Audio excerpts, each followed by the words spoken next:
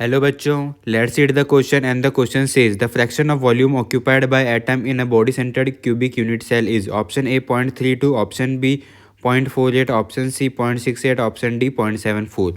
तो हम देखते हैं कि जो fraction of volume occupied by atoms है निकालते हैं वो हम देखते हैं पैकिंग एफिशिएंसी से। अब पैकिंग एफिशिएंसी क्या होती है? It is the percentage of volume occupied by spheres in a given unit cell.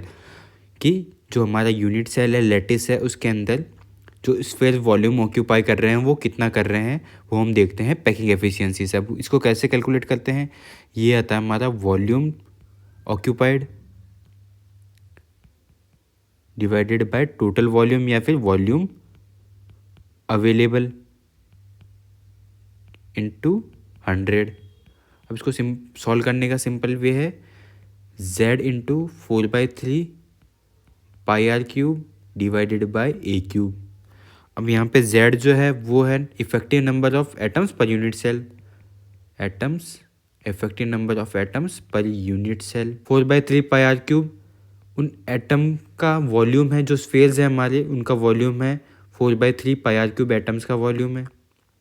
और ए क्यूब है हमारा लेटिस, क्यूबिक लेटिस का वॉल्यूम क्यूब का। अब z की वैल्यू होती है 1 for simple cubic cell, z की वैल्यू 2 है for body centred cubic cell and z की वैल्यू होती है फेस सेंटर्ड क्यूबिक सेल।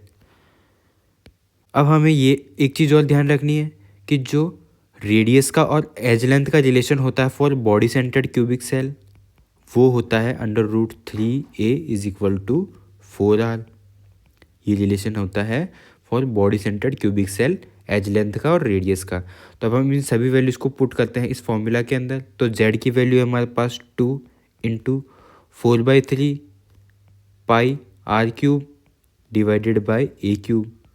अब एक आर की वैल्यू हम पुट कर देते हैं, इस यहाँ से आर की वैल्यू इसमें सब्स्टिट्यूट करते हैं तो ये हो जाएगा हमारे लिए 2 इंटू 4/3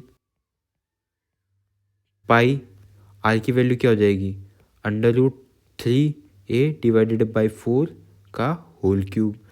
इसको अगर हम सॉल्व करते हैं तो हमारे पास आएगा 8 3a क्यूब पाई, ये हो जाएगा 3√3a का क्यूब डिवाइडेड बाय 64। इसको हम सॉल्व करते हैं तो यहाँ से 3 से 3 कैंसिल हो जाएगा, 8 से ये जाएगा 8 टाइम्स, ए क्यूब से ए क्यूब, तो ये आ जाएगा हमारे पास π√3 डिवाइडेड बाय 8। और इसको अगर हम सॉल्व करते हैं तो आ जाएगा हमारे पास 0.68। तो हमारा करेक्ट आंसर हो जाएगा option C. Hope understood it well, all the best.